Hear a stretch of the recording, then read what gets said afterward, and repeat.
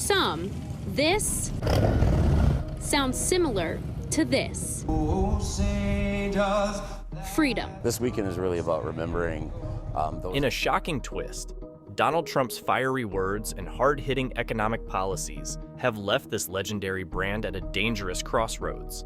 Could this be the moment Harley's legacy begins to unravel? The food and entertainment for this 120th homecoming celebration, and it's drawing riders from across the globe. The arrival Wednesday brought in Harley riders from all over. Where are you from? It all began in 1903 when William S. Harley and Arthur Davidson built their first motorcycle in a small wooden shed in Milwaukee, Wisconsin. What started as a humble experiment quickly grew into a global phenomenon. By the early 20th century, Harley Davidson had become one of the largest motorcycle manufacturers in the world, solidifying itself as a symbol of innovation and resilience. Over the decades, Harley didn't just create motorcycles. They crafted a way of life. Riding a Harley wasn't about getting from one place to another.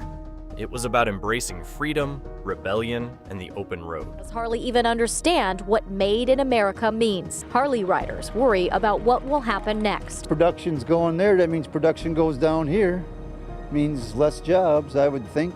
Even Governor Scott Walker is weighing in, calling for the trade tariffs to be eliminated. What makes Harley Davidson so special isn't just its machines, but the culture it built around them. These bikes are instantly recognizable, thanks to their powerful V-twin engines and that unmistakable rumble that feels like pure adrenaline. But beyond the sound and power, Harley represents a lifestyle. It's the leather jackets, the camaraderie among riders, and the image of a lone wolf roaring down Route 66. Harley Davidson's bikes have starred in countless movies, becoming symbols of rugged individualism and the American dream. Think of classics like Easy Rider. Harley wasn't just part of the story, it was the story. This morning, Harley announced that it will shift some of its production of motorcycles to factories overseas.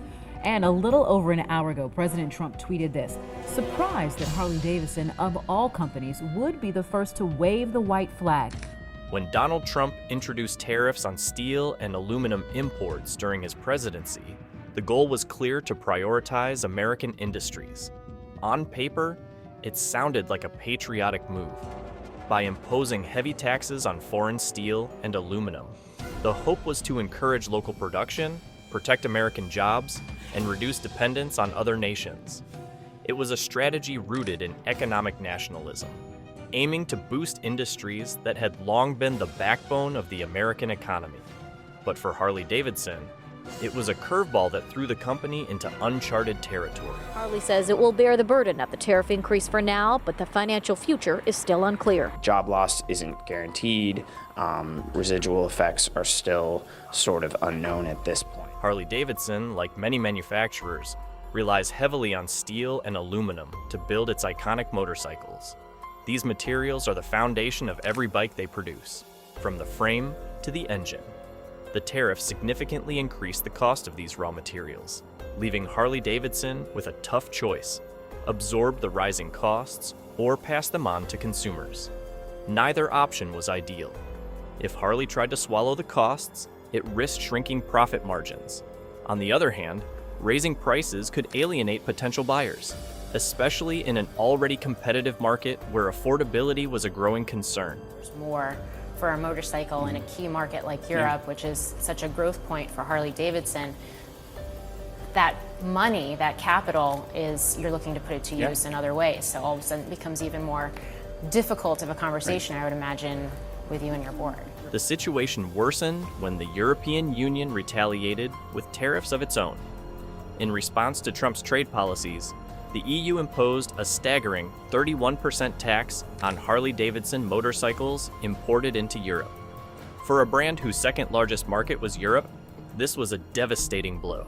Suddenly, Harley's bikes, already considered premium products, became even more expensive overseas. This led to a sharp decline in sales in one of its most critical markets. Faced with mounting pressure, Harley made the controversial decision to move part of its production to Thailand, hoping to sidestep the EU tariffs. Harley says European Union tariffs on its motorcycles exported from the U.S. to overseas have jumped from 6 to 31%. So instead of making the bikes in America, some production will happen outside of the States. The trade war between the United States and Europe hit Harley Davidson harder than anyone could have predicted. The European Union's response to Donald Trump's tariffs on steel and aluminum was swift and severe, and Harley found itself in the crosshairs. The EU imposed a massive 31% tariff on all Harley-Davidson motorcycles imported from the United States. For a brand like Harley, which counted Europe as its second largest market after the US, this was a gut punch. Sales in Europe were a cornerstone of Harley's global strategy, and these new tariffs threatened to price its iconic bikes out of reach for many customers. I fought hard for them, and ultimately, they will not pay tariffs selling into the EU, which has hurt us badly on trade, down $151 billion. Taxes, just a Harley. Imagine being a Harley fan in Europe. What was already a premium product became an outright luxury. The EU's tariffs turned Harley-Davidson motorcycles into a financial stretch for even dedicated enthusiasts. The sales impact was immediate, and the company couldn't ignore it. Harley had spent decades cultivating its brand image overseas, appealing to riders who dreamed of the American road and the freedom it symbolized.